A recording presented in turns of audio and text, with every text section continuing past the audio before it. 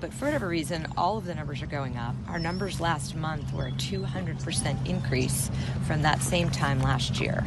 So we had 30,000 come across our border that we interdicted or inadmissible. So we are at a crisis point. We'd like to stop it before the numbers get even bigger.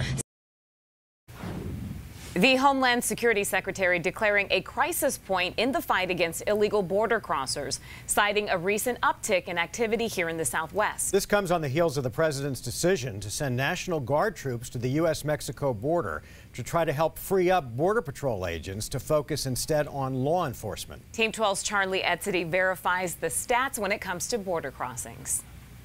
Well, stats from the Department of Homeland Security cite illegal border crossings have increased 200%, and that's comparing this past March with March of last year. And so that's a pretty staggering number, but why is it so high, and is that number accurate? Well, we're verifying.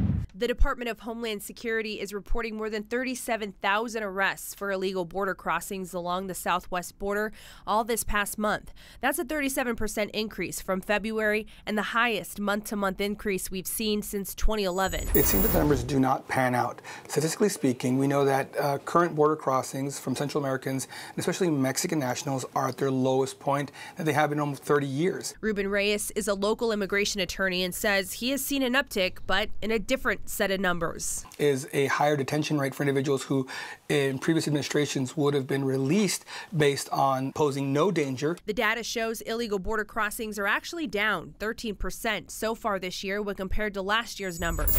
And the president himself recently tweeted out that crossings are at a, quote, unacceptable 46-year low, which means he still wants those numbers to fall even more. Governor Doug Ducey, who would ultimately be the one to make the decision whether to deploy the state's National Guard, supports Trump's move, while Congressman Ruben Gallego slammed it. On a whim, just order the National Guard to any parts of this country without there actually being a verified threat or emergency should really concern us all. But what's behind the sharp increase? Well, looking at the data, it suggests a yearly seasonal increase during the springtime months. And Reyes also points out many people are looking for asylum here in the United States from the violence that's happening in their home countries. We don't believe it's based on crossings. It might be more based on individuals who are detained post-crossing. So we can verify that there's been an uptick in numbers of illegal border crossers, but the reasons behind that increase cannot be fully verified without complete information from our government. We're in Phoenix. Charlie Etzity, 12 News.